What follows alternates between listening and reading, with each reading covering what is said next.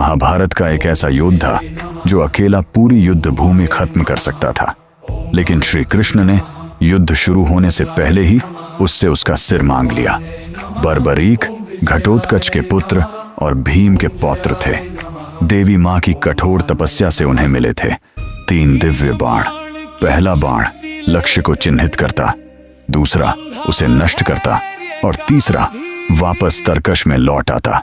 लेकिन उनकी सबसे बड़ी शक्ति उनका सबसे बड़ा खतरा बन गई, क्योंकि उन्होंने प्रण लिया था वे हमेशा हारने वाले पक्ष का साथ देंगे।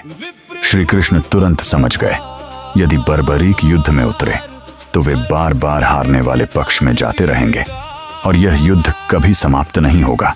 इसलिए श्री कृष्ण एक साधारण ब्राह्मण का रूप लेकर बर्बरीक के पास पहुंचे। श्री कृष्ण ने पूछा, क्या तुम्हारा एक बाण इस पेड़ के सभी पत्तों को भेद सकता है?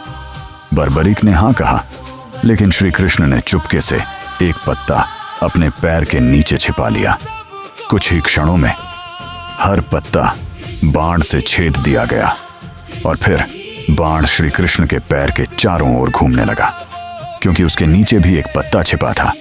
अब श्री कृष्ण समझ चुके थे कि यह योद्धा अकेला पूरी महाभारत समाप्त कर सकता है। तब श्री कृष्ण ने अपना वास्तविक रूप दिखाया और कहा, धर्म की रक्षा के लिए मुझे तुमसे दान चाहिए। जब बर्बरीक को पता चला कि स्वयं श्री कृष्ण उनसे दान मांग रहे हैं तो उन्होंने बिना एक पल सोचे कहा, यदि मेरे प्राण धर्म की रक्षा में काम आए तो इससे बड़ा सौभाग्य क्या होगा। और फिर हंसते हुए बर्बरीक ने अपना शीश दान कर दिया। उन्होंने बर्बरीक का शीश एक पहाड़ी पर स्थापित किया ताकि वे पूरा महाभारत देख सकें। युद्ध समाप्त होने के बाद पांडवों में विवाद हुआ। सब खुद को विजेता मान रहे थे। तब श्री कृष्ण ने पूछा, सबसे बड़ा योगदान किसका था?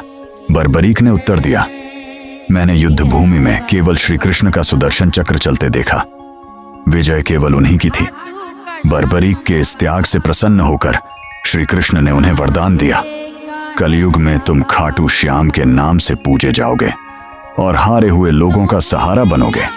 अगर आप भी खाटू श्याम जी में विश्वास रखते हैं तो कमेंट में लिखिए, जय श्री श्याम।